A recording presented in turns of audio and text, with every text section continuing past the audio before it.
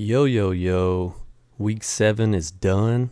It just ended 2 minutes ago. The final game just went off. It is 1:30 Eastern Time. So the final games just went off. This is a performance tier list for the top 25. Just kind of summarizing how these teams performed this weekend. Did they get a dominant win? Maybe. Did they shit the bed? Who knows? We'll see. We're about to find out, so let's get into it. So the number 1 team, Georgia, took on number 11 Kentucky at home today, and they win 30-13. Georgia dominated this game. It looks like Georgia didn't score in the first quarter. They scored on the first play of the second quarter. Yeah, Georgia absolutely dominated this game. Kentucky had 52 rushing yards total, and they're a run-first offense, putting up crazy rushing numbers on everybody they play. And also they had a field goal block. They had an extra point blocked at the end of the game. Georgia was all over this game. And Kentucky was undefeated. These were the last 2 SEC teams that were undefeated. And Georgia came out and got the win. I will say this is a dominant win. And for Kentucky, even though they lost to the number 1 team in the nation, you still got blown out, absolutely destroyed. So Kentucky shits the bed. Sorry, Kentucky. All right, since this game is listed next, we'll go ahead and do this one so I don't forget about it. It's listed right here because this game just went off like 5 minutes ago. So Arizona State on the road at Utah. Arizona State is ranked 18th. Utah is unranked. Utah's a pretty good team, though. They're undefeated in the Pac-12, and Arizona loses 35-21. And Utah just came alive in the second half. So Arizona State, I don't feel strongly enough to put them in shit the bed. So I think I'll just say that they took the L, giving them their second loss of the season. All right, number 2, Iowa, at home against Purdue. Number 2 team in the nation.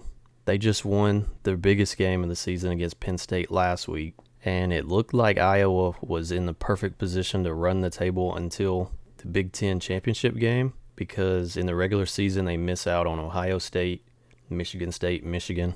Man, they got blown out at home by an unranked Purdue team. That is not good. Because the margin for error is gone now.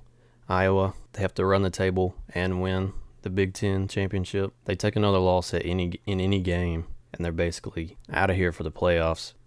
Iowa shit the bed. That was probably the biggest case of shit in the bed all weekend.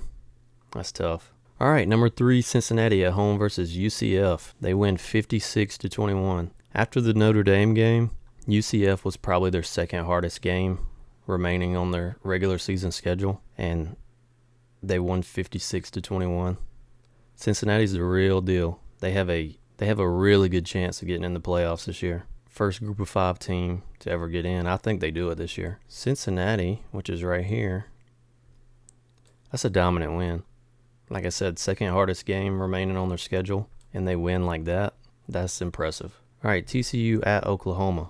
Oklahoma went with Caleb Williams at quarterback over Spencer Rattler, and they won 52-31. This offense just looks like a totally brand new team with Caleb Williams. I think they have to stick with him going forward. Spencer Rattler, he may transfer, he may stay. I'm not sure. Most likely he'll transfer out because I think they found the guy they're going to stick with. Oklahoma 52-31. I'm going to give Oklahoma a good win. That's a good solid win. Alabama at Mississippi State.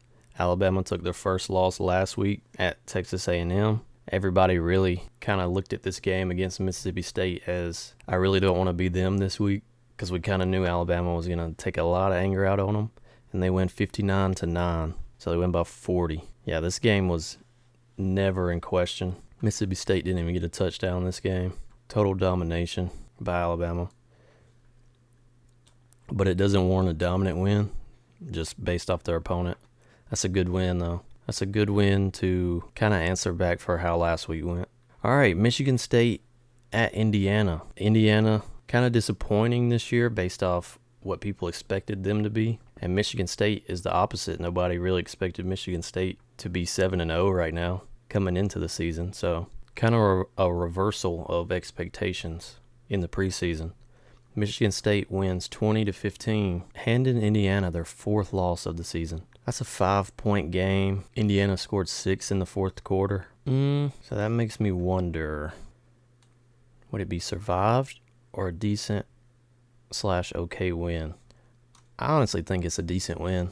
A lot of people were picking Indiana to win this game. Some people were, Yeah, I think that's a decent win. All right, Oklahoma State at Texas. One of the few ranked versus ranked matchups this week. Texas coming off that heartbreaking loss against Oklahoma last week. And Oklahoma State gets the win. I mean, Texas, it was a 1-point game late in the 4th. Scored a late touchdown to make it look like it wasn't as close as it was. But shout out to Oklahoma State for getting the win there. And I think that's a good win. I think that's a solid win for Oklahoma State. And unfortunately for Texas, took the L on that one, man. Took the L. That's their 3rd loss. Number 13, Ole Miss at Tennessee. This was probably the craziest game I've seen in a long time. Tennessee is down 5 with like a minute to go in the game. And they go for it on 4th down, and they get called short by like inches. They review it. The game stops for like 5 minutes for them to review it. The call ended up standing that Tennessee turns it over on downs. The Tennessee crowd did not like this at all. They throw everything they can get their hands on onto the field. I'm talking mustard bottles, golf balls, water bottles. They said vape pens were getting thrown around. It was insane. The band had to leave. The Tennessee band had to leave. Tennessee cheerleaders had to leave. The whole Ole Miss sideline had to come onto the field to get away from all these bottles and cans flying at them. It was insane. The game was held up for like 30 minutes. There was 54 seconds left on the clock when they stopped it, when all the bottles come in. And it was like 30 minutes before they resumed this game. And then Tennessee, using their 3 timeouts, holds Ole Miss to a 3-and-out. And they drive the field, and they're taking shots at the end zone at the end. They almost come down with second to last play of the game. Absolutely insane. Those fans hate Lane Kiffin. It's hilarious. So Ole Miss gets the win. Tennessee has kind of looked like a brand new team the last few weeks. Their offense has come alive lately. Those people at Tennessee really expected to win this game. Ole Miss gets the win. Lane Kiffin's return to Tennessee equals with him getting the win. And kind of the same situation with Michigan State. Do I give them a decent okay win, or do I go survived with it? I think that's a decent win. Ole Miss was a 3-point favorite the last time I checked, and they won by 5. Hostile environment. Absolutely insane ending to that game. All right, Auburn at Arkansas. Auburn gets to win 38-23. Auburn was all over this game. Arkansas really couldn't get anything going. There was a safety pretty early in the game. Actually, no, it wasn't a safety. It was going to be a safety, but quarterback actually fumbled it. Auburn recovered it for a touchdown. The game completely shifted at that point, it felt like, and Auburn didn't let up. So Arkansas takes the L for that, and I expect Auburn to be BYU at Baylor. BYU was the 10th ranked team 2 weeks ago. That feels like forever ago. They've taken 2 losses in a row. This time it's to Baylor. Baylor wins 38-24. Baylor moves on to 6-1, 4-0 in the Big 12. And BYU, man, they take their 2nd loss in 2 weeks. Pretty crazy. They played a good Baylor team, though.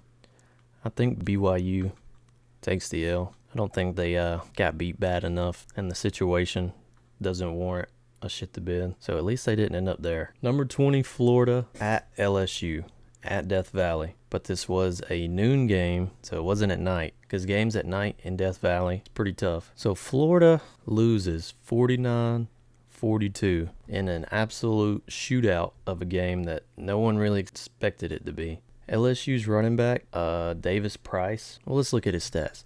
38 carries, 287 yards, 3 touchdowns. LSU ran the same counter play like 30 times this game, and it seemed like it worked every single time. It was wild. I mean, Florida lost to a bad LSU team last year because of a shoe throw, and they played an even worse LSU team this year and still couldn't get the win. I don't know what's going on there with Florida and LSU. Florida just can't seem to beat them, no matter how bad LSU is and how good Florida is. So LSU wins 49-42, basically eliminates Florida from the SEC East. Not looking good for Florida.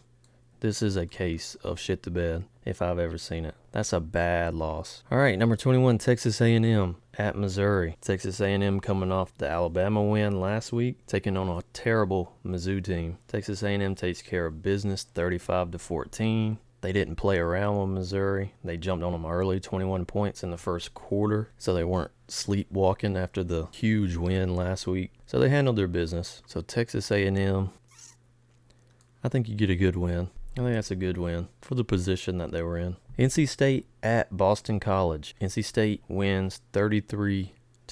Boston College, very similar to BYU, was 4-0 and one of two undefeated teams in the ACC. And in the last 2 weeks, they've taken 2 L's. NC State has the one loss, but they're playing good football. So that, to me, a pretty good Boston College team, beating them like that at Boston College.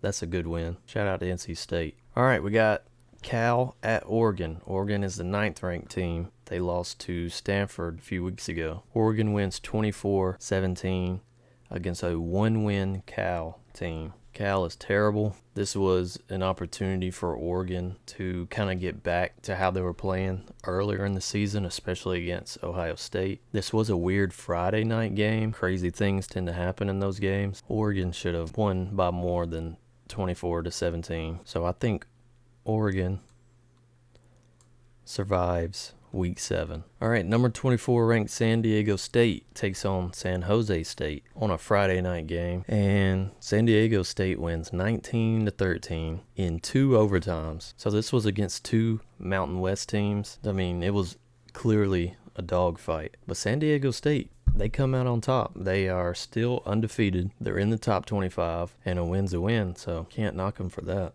But San Jose State is a 3-win team. They went to 2 overtimes. I give credit to San Diego State for winning the game, but I will give them survived on the tier list. Yeah, Week 7 was amazing. I mean, not a lot of ranked versus ranked teams. Still a lot of good games.